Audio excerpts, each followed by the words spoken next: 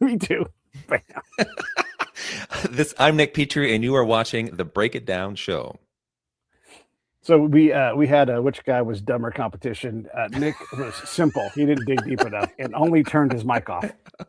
And then I'm like, well, I've got the wrong author set up, so I had to completely tear down the studio and put a new thing in. But either way, Nick, it's one of the joys of my life is getting to talk to people who love the things I love. I'm not really an author, but I'm a pretty strong hobbyist. I write about baseball a lot. I certainly have 120 different spy novels started but not completed, and I kind of don't care about that. I'm not trying to become a novelist, and so and believe me, I've tried enough to go. I don't think this, at least now, is my jam.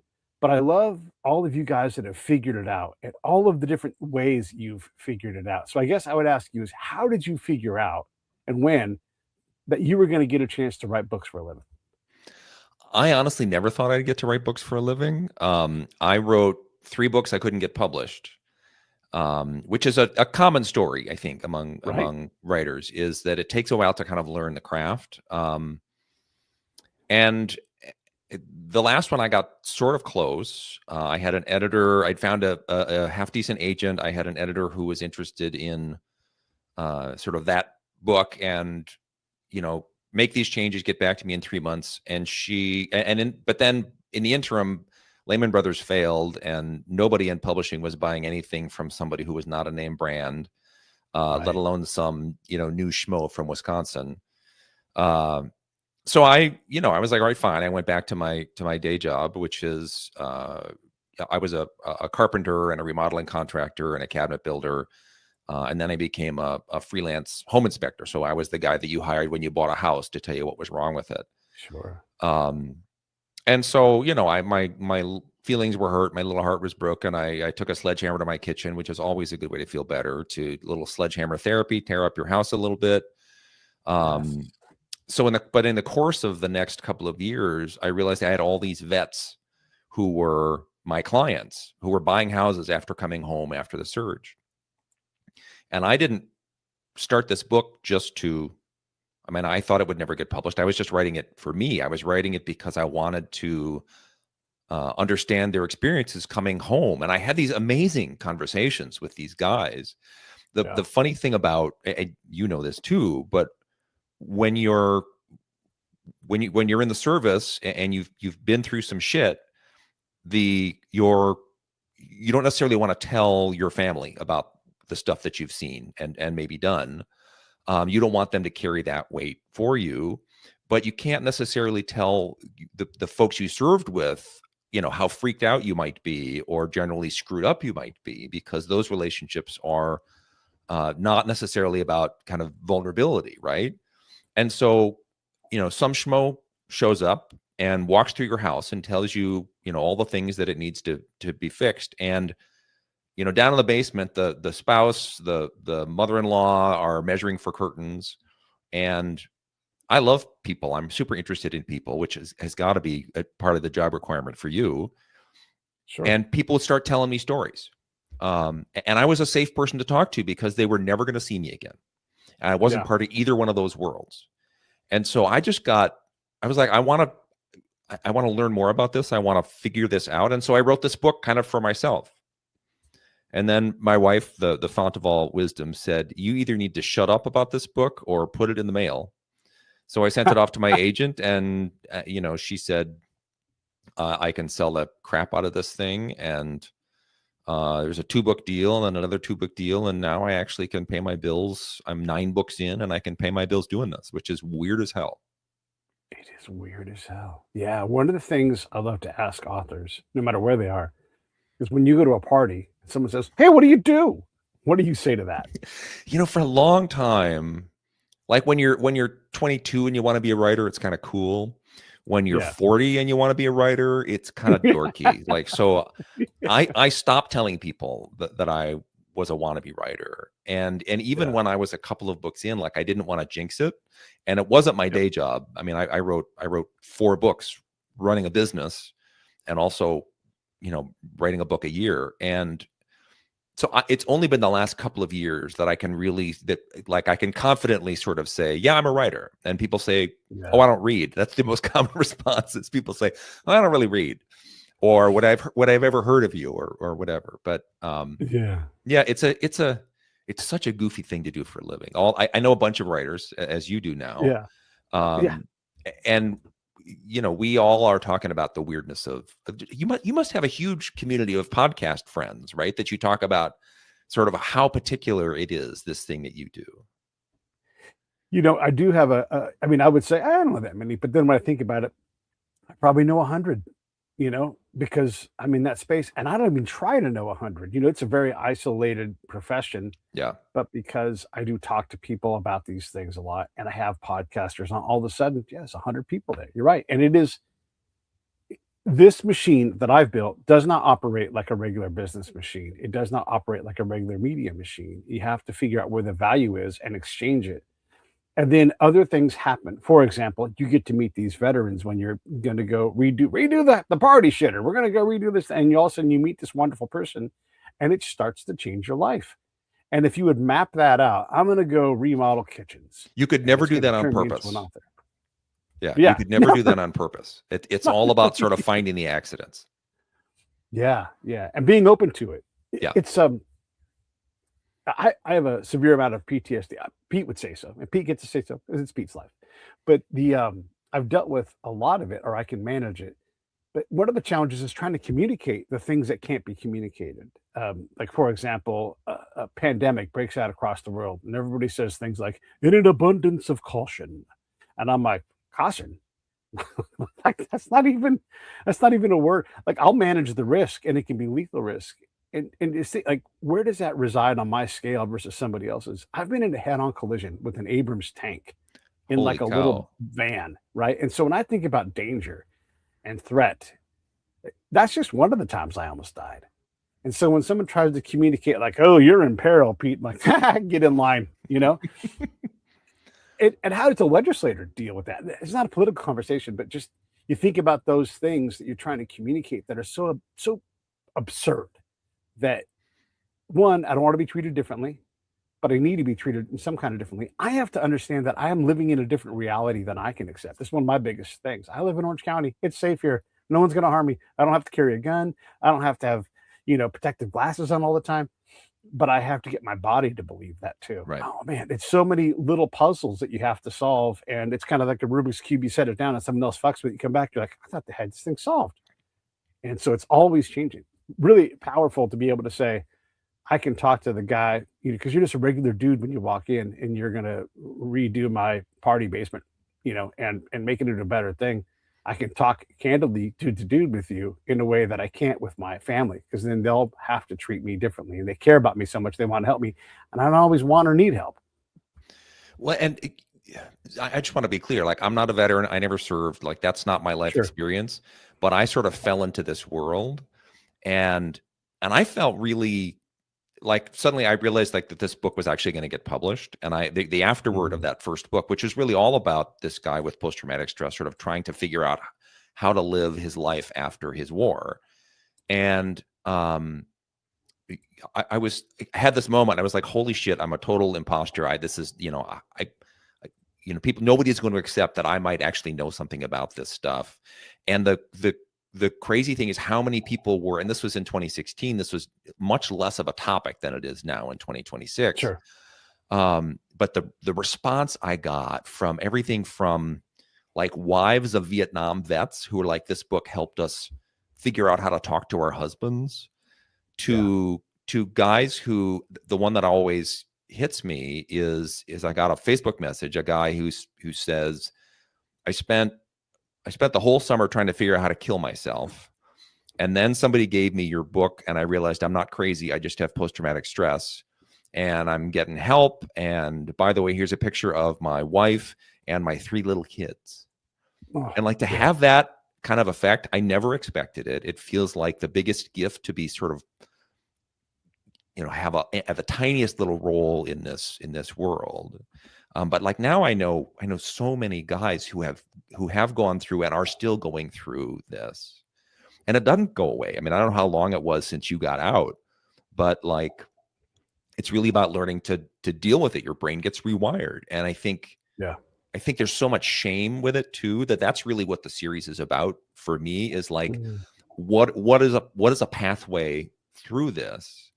And there's nothing wrong with you. You went through this experience. It changed you.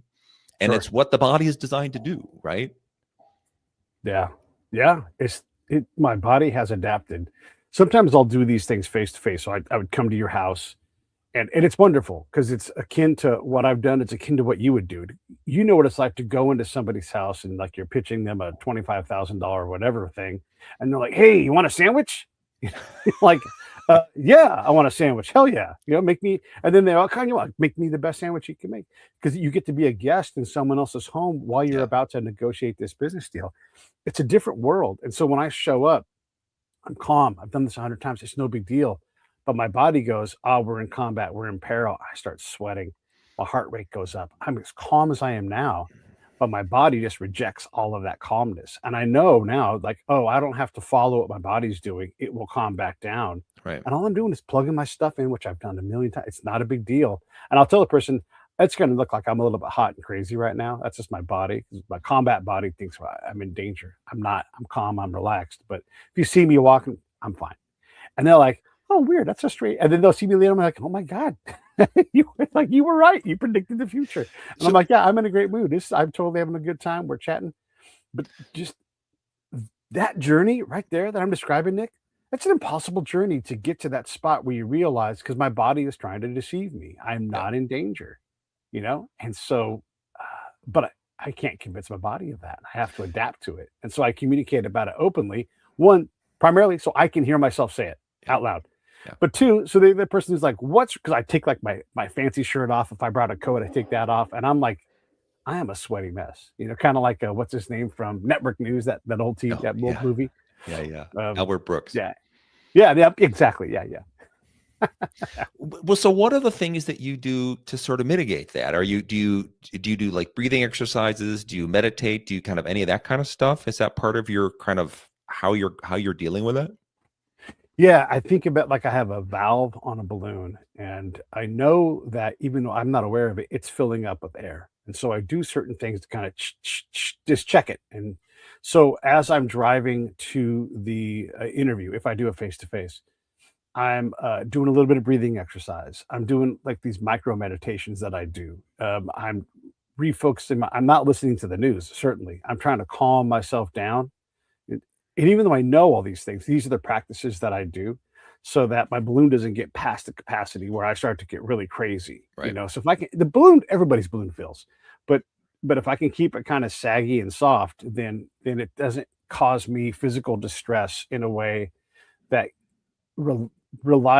gets past my reliable ability to manage it. Right. And that's when the bad days happen. And then the bad days are always followed by worse nights. Yeah, it's interesting. There was a point at which, and I don't know, kind of, but this was before your time or after your time or during your time, when the Army is really teaching people to meditate and teaching people to do yoga and like all of these processes. Yeah. And I know a bunch of folks who are medicated to the gills because they have got it so bad. Mm-hmm. But there's all of this science that, it's that the mindfulness thing, and it's super tempting to just be sort of like woo-woo bullshit, but like the science behind what happens when you meditate, that physical changes to your brain. Yoga's the same way. Like it's super interesting stuff, and it really works. And in some cases, it works better than sort of the medications they put folks on that make you feel like you're living underwater. Yeah, man, there's a lot in that too. The understanding all of that stuff. Sometimes this will sound more dramatic than it is. Sometimes like I'll have a friend and he'll get a hold of me, or someone who's like, just because of my stature here in this community, because I'm not like a rah-rah veteran. I don't wear a hat. I don't have a jacket. I don't do all that stuff. And God bless anybody who does that stuff. I don't, no problem. That's just not who I am. But I'll have to go do these exorcisms with the person where they just have this war demon in them. And maybe we get drunk, maybe we hang out, whatever it is. I don't know what it is going in, but I'm like, oh, I'm here to do an exorcism. I'll task myself. And some of the most powerful words that I can say to someone is I would, like let's say you were the veteran that we're trying to get the exorcism done on, and there's no. I'm using that to kind of like there's something inside of us that can be let out sometimes. No, but it's a great metaphor though, right? Yeah. Like it's a really interesting metaphor. Or keep talking. This is interesting. Oh, okay. So and I'll say, hey Nick, you've done enough. You measured up. You did it. You don't have to for 1 second feel like you need to go back. You don't have to protect anybody else. You did it. You mission complete. You can relax. You're okay. And then they go, because we don't believe it. We're always trying to prove up. Yeah. We're always alphaing with alphas around us. And you're always short somewhere. So you're always trying to think of the next thing. And you're always trying to, you can like, as a saying we have in the military is you can always do one more thing or not, or not, like you can just say, this is as good as this is going to be. It's done and it's good enough. Right. But we have this desire to constantly keep the fires stoked and like, hey, you don't have to take the next assignment. You really can just say, I've done my share and then some.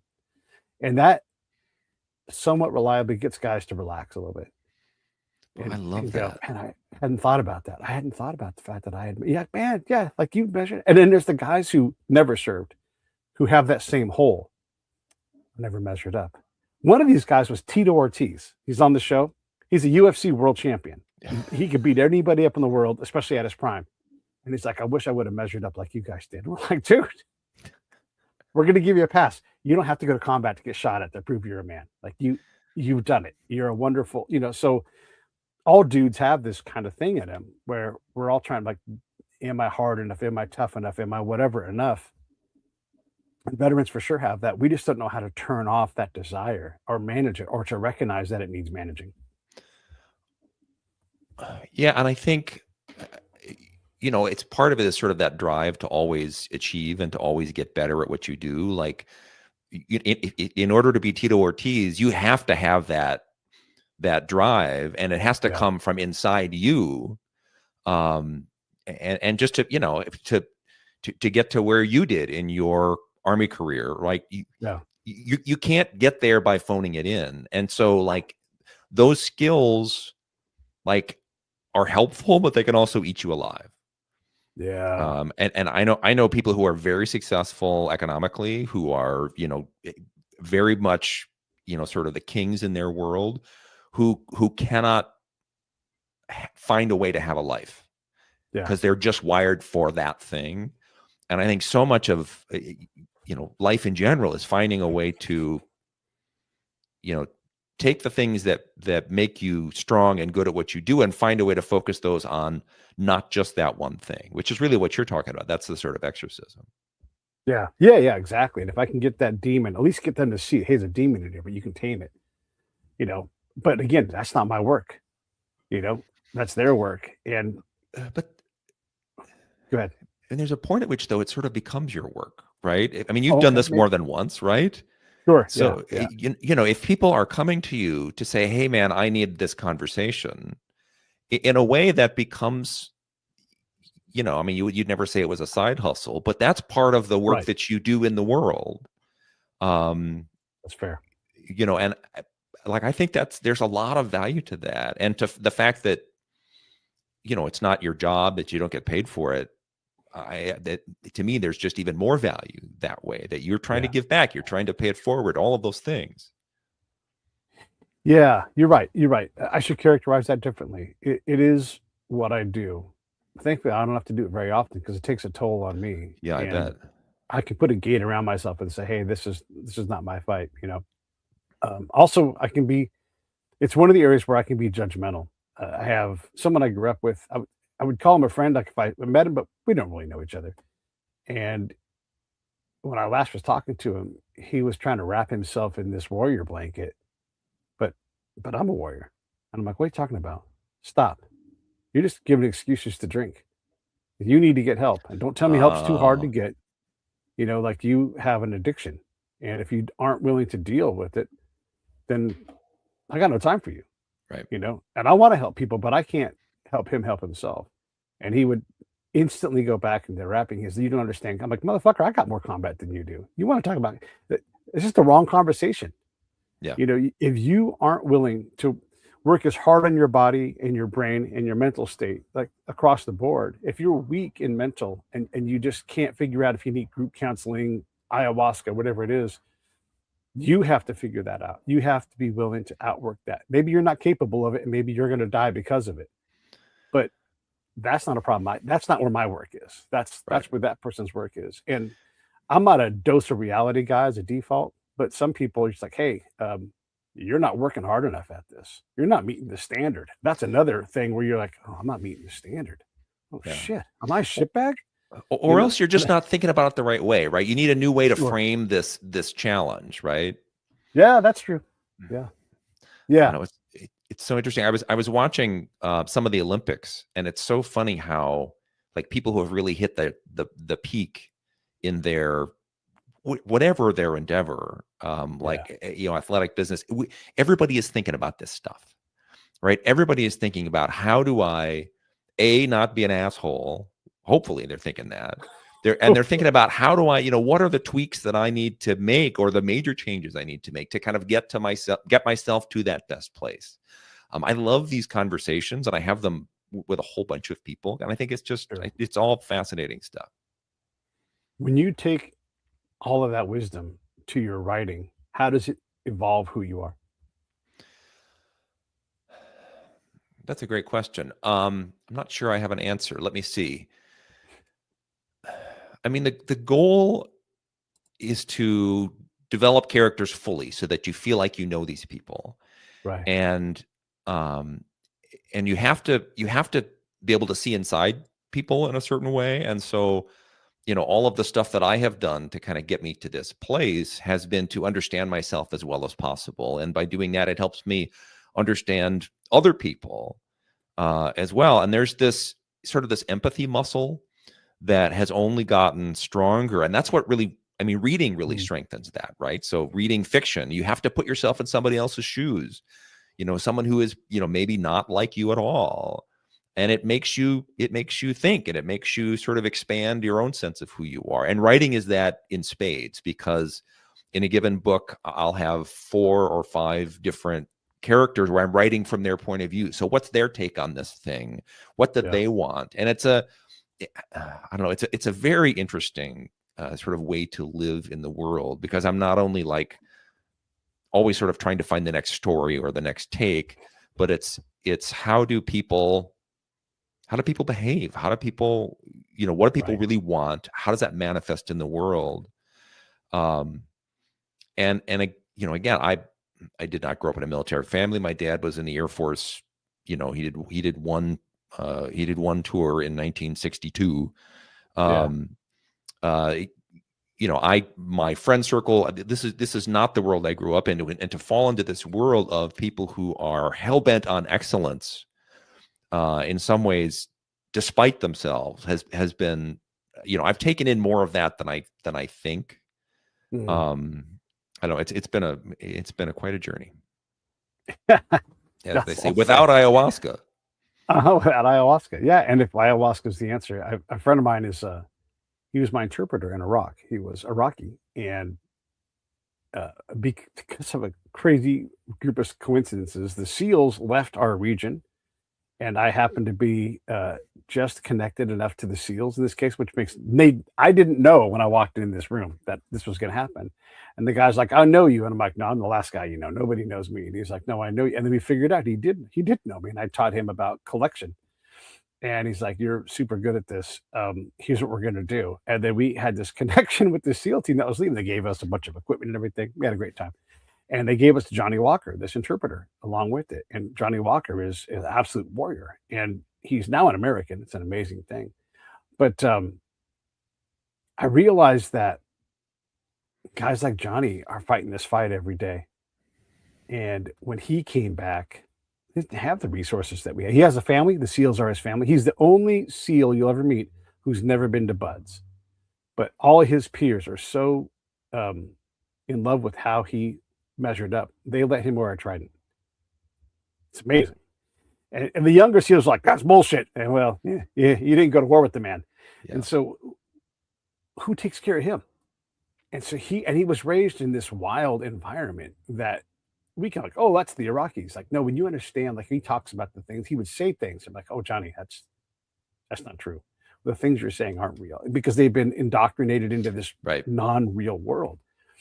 And he took ayahuasca. I think it was ayahuasca, DMT, one of those things, and it turned him into a grandpa in a second. He became a normal guy. He was open to like, oh, I didn't realize I didn't know that. But he had been so transformed by his life growing up, all his harm, and that's what made me realize, like, man, you can be in a lot of environments and be completely changed chemically, physically by the threat that you were exposed to all the time, and the horrible things that you did in response to that threat as well, because Yeah.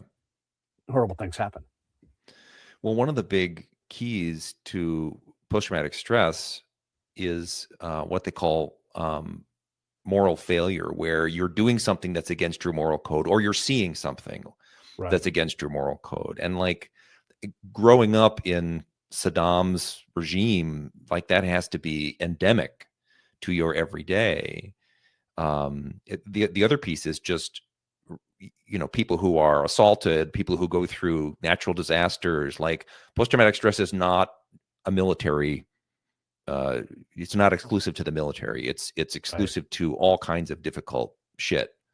But yeah, I can't imagine what it would be like growing up under the Baathists. Yeah. And just the things because education was a political thing, and not because they wanted to teach them politics or Baathist, but unqualified people teaching what they believed was also one of the problems, and a lot of racist stuff because they just didn't ever have it's a very homogenous kind of place in terms of ethnicity, and there's a lot of different things inside of that, but they're all in one, very bound by their region. So yeah, it's a good lesson to allow folks to be folks and let them be in whatever version, whatever they are. If you're ahead of someone or behind someone, if you can even tell, let them be there, and then see how you do from there. Yeah. When you're working on your stories, and right now we're talking, let me pull the link up. Oh wait, is it right here? Let me get the link up here. Dark Time, there it is. Here's the latest one, book 9, Peter Ash. When you get into stories, how much of your friends and clients get into these characters? How much you're like, oh, I'm going to make this person, I'm going to base him off of Pete because Pete's hilarious. And so how much real life is bleeding into your characters? It really depends book to book. It's often some piece of somebody. So I had a client once who was an Army captain who he said that he was always got triggered by like the smell of death, right? So if he's walking on the trail and there's a dead rabbit, like he totally freaks him out. So like I will steal stuff like that. I think all writers sort of have this thing where we are putting people in our books who don't recognize themselves, and then people who are not in our books think that we're writing about them. Yes. So my goal is never to have somebody who's kind of recognizable, but the soul of Peter Ash comes from my dad's best friend, who was a recon Marine in Vietnam. Who to this day, he's a lovely guy, but to this day he is still fighting that war. He's every night, every day he is living in it. But he is also just this astonishing guy who is kind and funny and thoughtful and loves his kids and loves his grandkids. And so that was kind of sort of my model from somebody who I knew pretty well, for kind of who I wanted this guy to be. Not just, and he can, my dad's friend, like he can turn on his warrior self in a heartbeat. I was with him when some guys wanted to hunt on his land, and he did not have a firearm. He just marched right up to those guys, and they just got the hell out. It was really an interesting, like they did not ask his permission, and he made it very clear. But that's, that's sort of the template of this whole person, right? He's not just one thing. Nobody is just one thing. And you can be a warrior and also be a fantastic, warm father to your daughter, and those are very different skill sets and draws from a very different part of you. And there's maybe some crossover in there too, right? So if your daughter is, in trouble or at risk, the warrior shows up. If you are, in a situation where you need those skills that you would use to talk to your daughter, you can pull those out too. But we are none of us all just one thing. We are all, what the Walt Whitman said, we all contain multitudes. Yeah. Right? Yeah. And that's what makes characters interesting. That's what makes characters interesting. Yeah. And they're all working on some version of trying to be themselves, trying to be the best they can be. Yeah. And I often say, like, at my best. And a lot of times I'm not at my best, probably most of the time, but I'm always trying to, like, do these things that I consider to be hallmarks of me at my best. There's a picture a buddy of mine sent me. He's also an Army guy, veteran, and he sent me this picture. And so this is just a harmless picture of me, right? And it's fun. Like, look at that. Hey, there's Pete, and my buddy Jamie. And I saw that picture and I said, oh, that's me before war changed me. No one else sees that. I'm the guy that sees that. Like, there's happy-go-lucky boy band era. I call that my boy band era. But the reality is I had to become a completely different person from that person. And maybe I'm a better person now. Maybe not. Who knows? But yeah, just a picture changed how I saw who I used to be. Yeah, that's fascinating. Yeah. And it's a fun thing, I take it as a fun thing, but there's a darker side in that picture. And that's what really struck me, made that picture mean more to me. Like, yes, it's a happy time. We were on a road trip having fun. I was probably drunk in that picture. But more importantly, I'm like, that's right before 9/11. Or maybe it was right after 9/11, right in that zone, right as I was getting ready to start deploying, basically permanently. And yeah, it's a line of embarkation in one photo. And you see that younger version of yourself and you say, you have no idea what you're going to be going through. Yeah. So, hang on tight. Hang on tight. You're so immature. You're so selfish, and I get embarrassed and we all have these things, right? But I get embarrassed, and I think about how I maybe treated the people that I loved and that kind of thing, and how self-centered I was. And I had to become a different person. And so it was one of my moments of maturity. One of them, not that photo, but yeah, that time. Right. Yeah. Yeah. And so then you think about that warrior side. I have a warrior side. I typically don't let it out of the cage because it's not a good thing. But if I need it, it's there for sure. And that person's uncompromising. He's hard to deal with. And he'll get what he wants. You'll probably love it because I'll use all my skills on that. But that's not a person I want to be too often.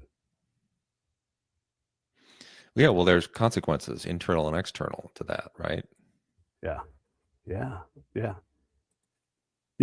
It's yeah. It's funny when you're actually a spy and you actually do things. You are.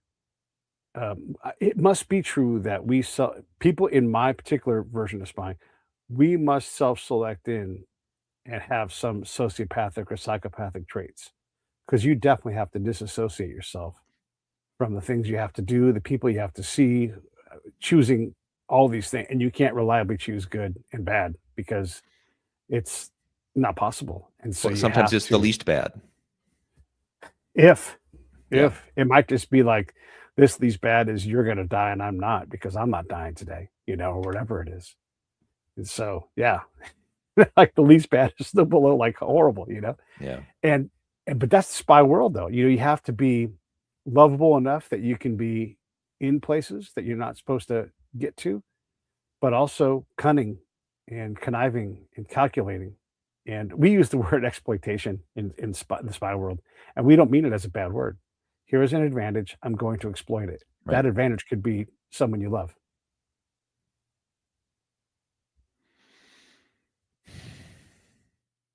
Do you read spy fiction? I do. Not a lot, but I do read some, yeah. Have you ever read a guy named David McCluskey? No. I'm going to pull that up right now for everybody to look at. David McCluskey. Go ahead. He's a former CIA analyst, but he writes just the most sort of clear-eyed about he's not romanticizing a damn thing. His first book Right. is called Domestic Station. And it's all bad choices. And even the villain you sympathize with, like he's a great writer. Yeah. And for fans of spy fiction and even people who have lived that life, he's also a huge on authenticity. So he's got all of these contacts. So he's running stuff past his old buddies Right. to kind of make sure he's not an idiot. Yeah. Yeah. But that That's might, to see. just that book especially just goes to kind of what you were talking about, the idea of exploiting the asset, and having to be charming, having to have some charisma to make something happen. Yeah. Yeah. There was a time before I really mastered the craft at the level that I have, that I would every now and then step out of myself as I was talking to my friends, and I would be manipulating them because I hadn't figured out how to not do that to people I love. Right. And Right. so I Right. would do these things, and they often wouldn't perceive it because I'm not trying to be perceived, but I did, and I didn't like that. I didn't like that person. But some of that person has to be able to do that and not care about the outcome. Right. Sometimes you just upfront, like this is a thing I've said more than once in combat. If someone looks at me and says, "Are you a spy?" I say, "Yes." And if I ask you a question you don't like, don't answer it because I'm not here to harm you. Right. This is more like the master level thing. Like you already think that I am. I'm not going to cover it. I'm not going to lie to you. So wherever you go, you're going to meet the same version of me, and he's as close to Pete as he could be in any given moment. So that if the person over there 5 miles away meets me, the guy, his cousin over here 2 miles from you in the opposite direction, is going to meet the same guy. And so that I believe allows me to build trust in a place where trust is hard to win by just being upfront with that. That does not always work, but I found a lot of success with that.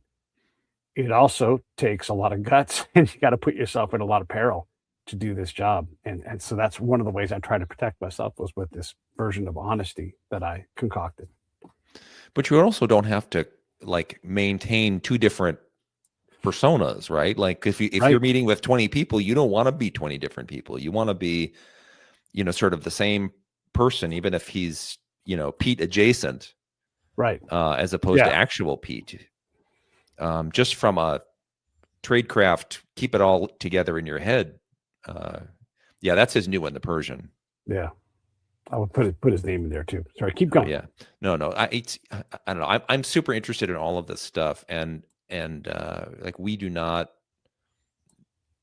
normies like me, we don't live in that world. We don't have that. We don't have that experience, and so it's one of these things that it's of course the rest of the world is fascinated with spy stories and military stories and murder mysteries and cop stories, is because Yeah, most people don't live that life, and so it's interesting and it's exciting. But I think the goal for good writers who are writing that stuff is that either they have lived that, or they have really done the research to know what they are talking about and can get the sure. emotional nuances right. Yeah, the emotional nuances is a big thing. When I read a book and I find myself feeling it, I'm really big on this. Tell me what you think about this. I'm big on affect, and I'm saying add to make it clear. Affect over effect. So affect, everybody, is the emotional response to stimuli. It's a psychological term, and in this case, it's not a verb. So I'm trying to find the affects and create those things. And if I get a bad affect, that's okay because now I'm adjusting. But if I get no affect, if I get apathy, that's not good. I need Right. some kind of response that I intend. And when I read a book and I found myself racing with the book, man, I like those books. That's like a roller coaster.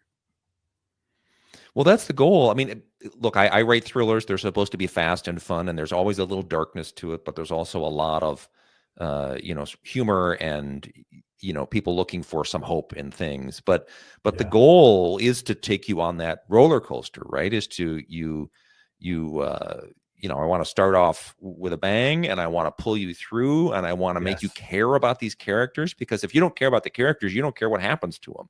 Right. If you don't care if somebody's going to die, if you're like, yeah, whoever, like that's not even a person. So, Yeah. all of that is my goal. And again, those books that have done that for me, I'm always sort of evangelizing for as well. Yeah, yeah, that's great. Who do you think you write like? Are you I don't know. I don't want to put words in your mouth, but who's Well, close to your style? well, the most I get most compared to Lee Child Okay. because we have this sort of unofficial investigator who moves around from place to place. So each of these books, these 9 books, really takes place someplace else. I'm based in Milwaukee. The first book is set in Milwaukee, but I didn't want to get stuck.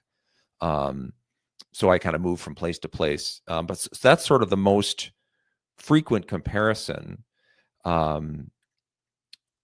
But those are really kind of revenge and punishment books. Hmm. And I'm not saying that in a negative way. That is, there's that's kind of what I think that writer is interested in, is sort of punishing evildoers. And my character is, and he's also a superhero, right? I mean, the Right. Reacher character, those are the Jack Reacher books. Is this, he's 6'5", he's built like a brick shit house. He's Yeah. he's basically, you're basically unable to harm him in almost every book. Right.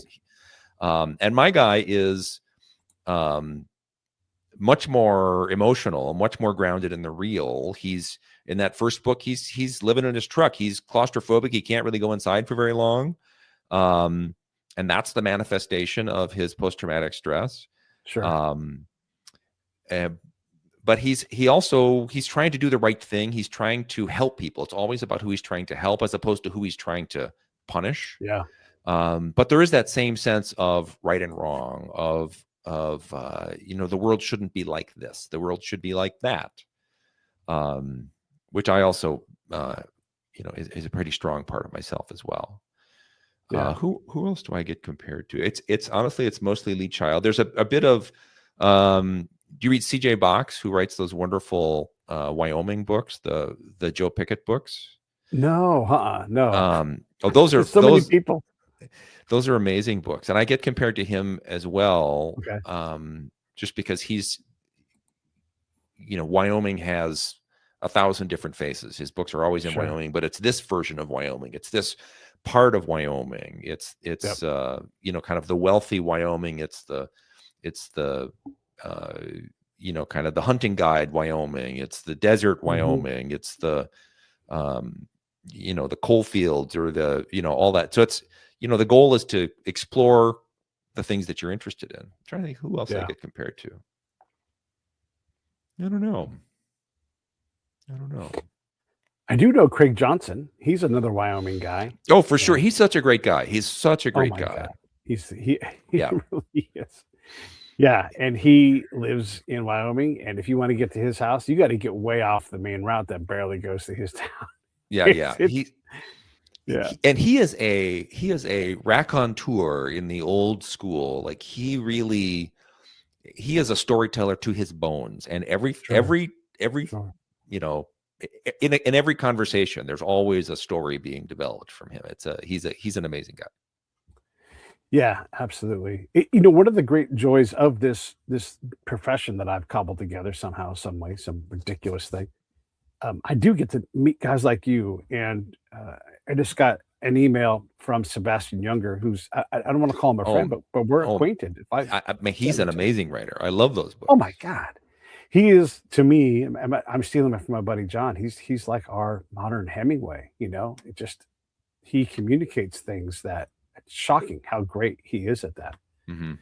And so I love when I get him on the show. I don't bug him too often, but I think you'll appreciate this. So the last time he wrote a book, he called it "In My Time of Dying," and he almost died from this thing, like I guess it was an aneurysm that burst behind his pancreas, and it was just through a lot of long shots that he didn't die. He came so close to dying that when he was recovering, he'd wake up and be like, "Did I just really die? Am I imagining this? Am I in some kind of in between space?" Like, it was really good. So I took him, and of course he'll come on the show and we can have a great conversation. But then I grabbed my buddy Josh Montz, who was shot and killed in Iraq, in Sadr City, back in the early, during the surge, basically. And he was dead 15 minutes, and they got him back. Wow. And so I put 2 dead dudes in the show and just sat way back here and let them get after it. And it's just amazing because of the way that Sebastian, how he communicates, how he thinks.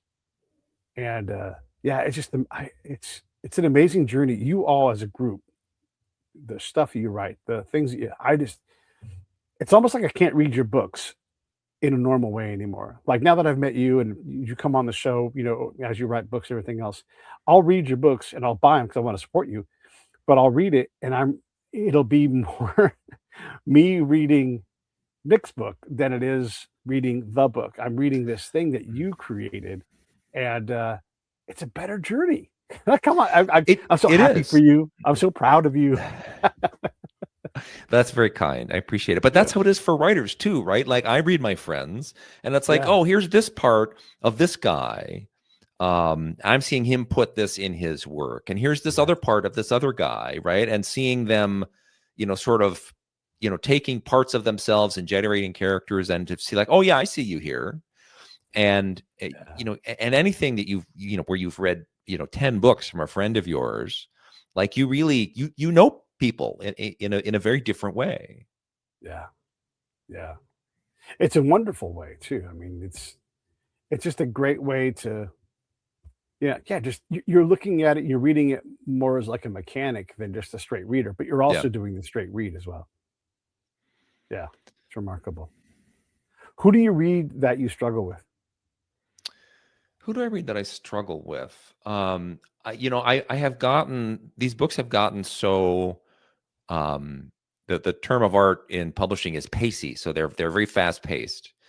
And I started out, when I was in high school, I wanted to be Ernest Hemingway. When I was in college, I wanted to be Jim Harrison, who's a wonderful Michigan writer who writes about the outdoors and kind of country people. And then I read All the Pretty Horses by Cormac McCarthy, which it won the National Book Award. It made it into a movie, and it's a cowboy story. It's just done so very well. And so I had always kind of wanted to, dive deep into the big issues in those ways. And now I am like these stories I'm writing get faster and faster and faster. And it's made me have a different requirement as a reader. So I struggle to write, to read really good books that are not as fast paced. And so I'm trying to change that about myself. So I'm kind of deliberately diving into interesting stuff and be like, I'm going to read 3 chapters and it may not really go where as quickly as I want it to go. But as a writer, I'm still learning from that. What else are they doing? What else is getting layered in?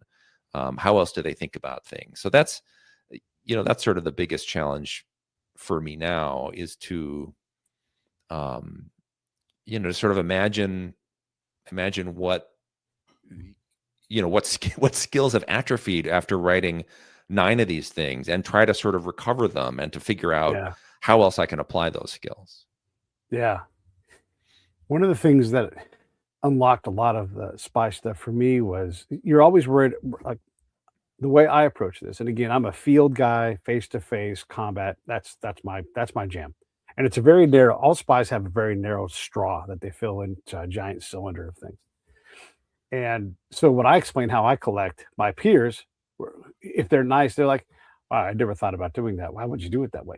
But we could talk collegially. Most of us just dismiss each other's. It's like carpenters, Right. like, what do you mean you do this way? That's the wrong, Yeah. So we're all a bunch of carpenters. And I've used that example for decades, by the way, like, your hammer swinging technique or whatever it is, we get real precious with that stuff. But when I do this, I think about respect, introspect, perspective, all the different ways to look at a thing. And then one day, this has always been my thing. It was right around Christmas time in Iraq, and it was just a little bit rainy. And sometimes when it rains in Iraq, it rains mud. Like the water, as the drop falls through the sky, it just picks up dirt, and then goes on your arm. And it's not that dramatic with the mud, but it's not a clean raindrop. And I had like this moment, like this Christmas epiphany happened. And I was like, oh my God, this is kind of where the Pete's got to be the same Pete wherever he goes. Like we're all connected. The shake that I'm going to go see later on today just got hit by a raindrop too. And I had like this moment of clarity and connection to the whole space. And it allowed me to better navigate these unknown neighborhoods, these unknown shakedoms, and have a better ability to go, they talk about me. It never occurred to me that they would like, oh, have you met this guy, Pete? He's the greatest guy, Right. and and it just opened a lot of things for me. I started off at a different point, and I ended up in this one. This is actually something different than where I was going to take us, but that realization unlocked my ability to collect. And it sounded like you were saying a similar thing with your application of your skills, the reapplication of your old skills, creating this new person who's better. And I guess that's what I wanted to throw at you in terms of a premise for this little hunk of time we're going to talk about. Yeah, I mean, to your point about sort of, we're all being hit by the same raindrop, right? Like I think, Yeah. and I'm not interested in getting political, but I think Right. so many we all love our kids. Yes. We all want and so many of the same things for ourselves, for the people that we love. We all want respect. We all want purpose. And I think finding that common humanity thing, whether you're a Mm, spy or whether you're a novelist or whether you're just living in the world, dealing with people who are not always just like you. I mean, to me, that is the secret to life, is to, as you said earlier, again, being open to, yeah. what's there, to not try to make the world, not that you're not trying to do something in the world, but not try to force the world into the shape that you want it to be in. Yeah. And even as you try to get better at what you do, and I hopefully, we're all trying to get better at what we do, but that's the lens, is to, like, I can only teach myself so much, right? So I have to go talk to people that I know, people who I respect, and it's so much easier when you see them as real people who are not that different from you. Yeah. I don't know. It's funny. As I get older, I used to be such a, like, the world is what it is. And, I was a carpenter, I was a contractor. And, it's just, very sort of reality based, very, just logical. Right. Yeah. And the older I get, and I've resisted this, but like the more kind of woo woo I get, where, it's like we are all fucking connected, right? Like if you Yeah. really start to have those conversations, and the this crazy stuff that, like I was talking about before, right? Like meditation and all that stuff, right? Yeah. There is something else going on that we can only barely touch sometimes, and to try Right. to get deeper into that is where I now, right? I'm 57 years old. Like I am interested in bigger things than I used to be. And Yeah. it's not all about me. Like what is, all that kind of stuff. My mom is 85. My dad passed away a couple of years ago. I spent a fair amount of time with her. She's, an amazing person. She, in a lot of ways, she's kind of my role model. Her nickname at work for many years was the Hammer. That'll tell you a lot about my mom. But what can you learn from people who are not like you, right? Yeah, it's funny, very similar in terms of my experience and how I applied the things, the wisdom that comes from that. And I would talk in terms of just common social denominators. Yeah, everybody wants their kid to do a little bit better. Everybody wants to be relevant in some form or fashion. Yeah. Nobody likes cancer. We can Yeah. we can agree on these things. And then when you start to stack the things up that we agree on, it's most things. It's most things. You might approach it differently. There's a series of maybe 5 decisions that has you eating out of a dumpster in this life instead of writing 9 books, right? And, Yeah. and so Yeah. it's we can't get too again precious with how we got to where we got to, because a lot of this stuff is out of our control. And one thing I've learned about life is, yes, you should take opportunities when they come around. Maybe not all of them. That's a good lesson for young Pete, but also there's no shortage of opportunities. Yeah. There's no shortage of almost anything. We get caught up in these unrealistic beliefs about what's available to us in life, when really most everybody's trying to do their best most of the time. And gosh, isn't that good enough? And aren't we all allowed to fail at that? And I'll say this and I'll shut up about this, but I realized, because combat is so complex and so hard, I make way more mistakes than I can even comprehend that I make. Even if I open the gate to, like, Pete constantly make mistakes, which is still fine because I'm still productive, there's just going to be a lot of chaos in there, because mistakes are part of this whole process. And you have to be comfortable making mistakes. You have to be comfortable with your failure. you should improve, but gosh, if you're not making mistakes and recognize them, then how are you going to improve? I mean, like the only mistakes are how you yeah, improve. Yeah, yeah, yeah, yeah, exactly, yeah, yeah, yeah. But yeah.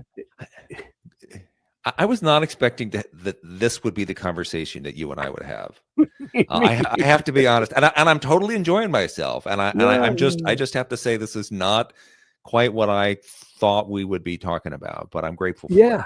Well, look at this. Look, here's the book, everybody. This is why we're actually supposed to be talking here. So let's sell this thing. The Dark Time, Peter Ash, book number 9, from our new favorite author Nick Petrie. And look, I love spy books, you guys know. So I'm going to be reading this. So why don't you all read it with me? And you know what I always say? Buy 2 and buddy read, and I'll buddy read with you. And that's basically a book club. By the way, start a book club, and this guy over here probably can get him to come talk to you guys. Sure, So you bet. buy Reach out these to me. books. I'm easy to find. Contact info on my website. Yeah. This is how we do this. Why we do this. You guys, these authors are available. They want to talk to you guys. They love writing. They love talking about writing. Again, there's the link down below. Just look, you guys know how to do this. Type it into Amazon or Barnes and whatever it is, and just go get the book and go from there. What do you want to say before we wrap this up? And thanks for going on this non-traditional journey. I didn't know we were going to end up here either, but I love that we did. Well, what do I have to close with? I don't know that I have anything to close with. I hope people like these books. I hope if you're a vet and you are dealing with these issues, that if you went back to the first book, The Drifter, that's the book that deals the most directly with this stuff. And hopefully, it might have an impact on you. If you know somebody or who might be struggling, there's also hotlines in the back of all these books of, if you've got serious stuff going on, get some help. But, hopefully you are, everybody who's watching this, who's been through some stuff, has also found their way through and is learning to thrive and is, like we all are. We're all just trying to be a better version of ourselves. Yeah. So, and right now I'm buying the Audible version of the book. Who reads your Audible books? a guy named Stephen Mandel, who was on Law and Order for a while. So he's got this great kind of gravelly voice. Oh, that's great. Yeah. Here, and let me flash the cover here. Yeah, flash that cover. Good. So yeah, this is and a slightly different cover than my usual type of cover, but there it is. Yeah, get that book, everybody. This is why we have these authors on. It's wonderful that you share time. You sold a book today, and you got a new regular reader in me. So I really appreciate it. I do a lot of podcasty stuff. I'm not sure I've ever done one like this. I usually get, honestly, it's the same group of questions. I have, sort of more or less the same answers.